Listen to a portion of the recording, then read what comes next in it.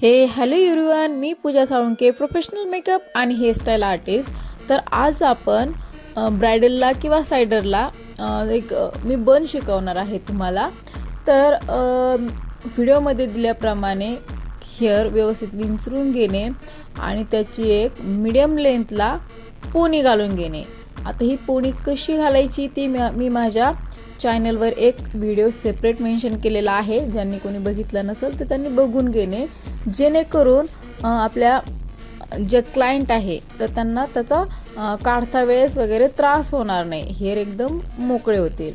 So याप्रमाणे आपण pony घालून घेतली आहे. त्यानंतर आपण काटा चमचा वापरून ही हेअरस्टाईल पूर्ण करणार आहे. तर वन बाय वन मी असं व्हिडिओमध्ये दाखवल्याप्रमाणे तुम्ही ते सेक्शन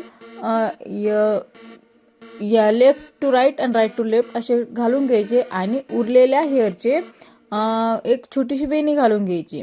त्यानंतर ते आपण युपिनच्या साहाय्याने ती टक करून घेणार आहोत.